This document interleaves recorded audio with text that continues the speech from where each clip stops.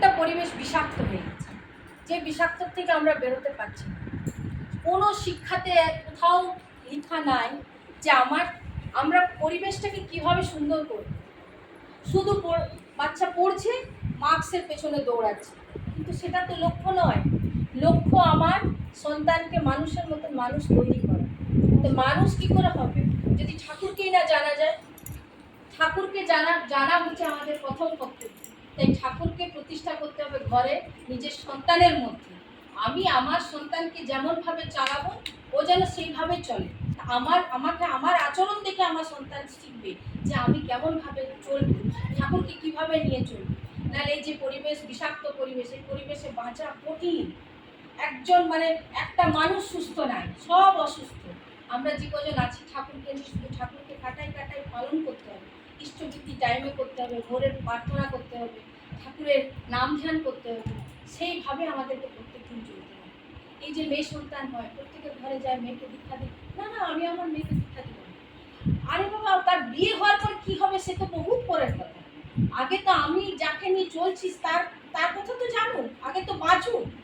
ঠাকুরকে নিলে যে কি হয়, কোনো কিছু গুরু ত্যাগ হয় না, বরং আরো গুরুকে আহ্বান করতে শিখে যে কীভাবে আমি আমার পূর্বপুরুষকে কিভাবে মর্যাদা দিব, কিভাবে ভালোবাসবো, কিভাবে সম্মান করবো। প্রত্যেকটা কথা ঠাকুর বলে দিয়ে গেছে। আমাদের ঠাকুরকে দেখলে আমরা শিখি যে আমাদের জীবন চলনার মধ্যে কিভাবে চলতে হয়। আমাদের বড়মা হচ্ছেন তারই প্রকৃতির রূপ। ঠাকুর যখন আসে তার লীলা সঙ্গিনী বড়মা আসবেই, তার বিভিন্ন রূপে আসে, তাকে আসতে হয় লীলা সঙ্গিনী। ঠাকুরই আরেক রূপ। তিনি নারী হয়ে দেখিয়ে দিয়েছেন স্বামী সেবা কি জিনিস। যে স্বামী সেবা করে সেই প্রভু শ্রীচরণ লাভ করে। স্বামীকে নিজের দেবতা রূপে পূজা করতে হয়। আগে স্বামীকে কীভাবে, ঠাকুরের প্রত্যেকটা ছোট ছোট জিনিসে বড়মা খুব নজর ছিলেন। আমরা তো হয়তো পারবো না, চেষ্টা করি যদিও। তো ঠাকুর একদিন বলছেন যে আমার টক খেতে ইচ্ছে করছে, সেটা মা রান্নাঘর থেকে শুনতে পেয়েছেন যে টক খাবো বলেছেন ঠাকুর, তার জন্য বানিয়েওছেন। বানানোর পরে ঠাকুরের খুব কাশছেন, 2-4 বার কাশি হয়েছে। তো বড়মা সেটা শুনতে পেয়েছে। বানানোর পরেও অন্যদেরকে দিয়েছে, ঠাকুরকে দেয়নি। ঠাকুর বললেন, বড় বউ আমায় দিলে না? বলছে তোমার কাশি হলো, তাই কাশি হয়েছে, তো এই টকটা খেলে আরও বেশি অসুস্থ হয়ে পড়বে, তাই দিলাম।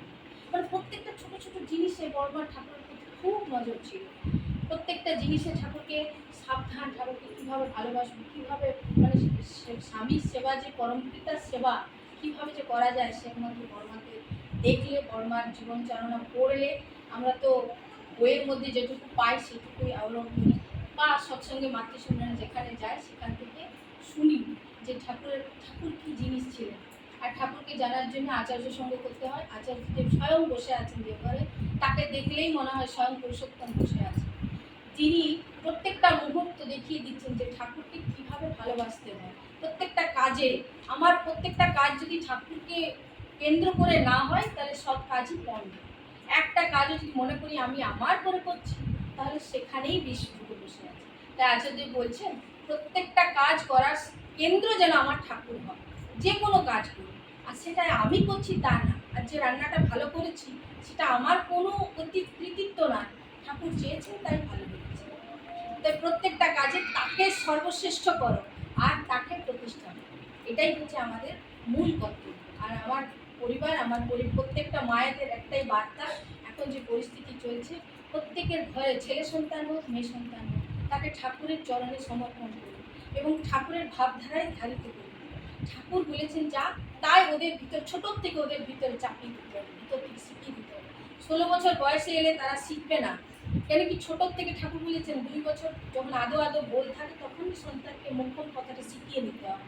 আর সেটা যদি না পারি তাহলে আর বড় বয়স হয়ে গেলে আর শিখবে।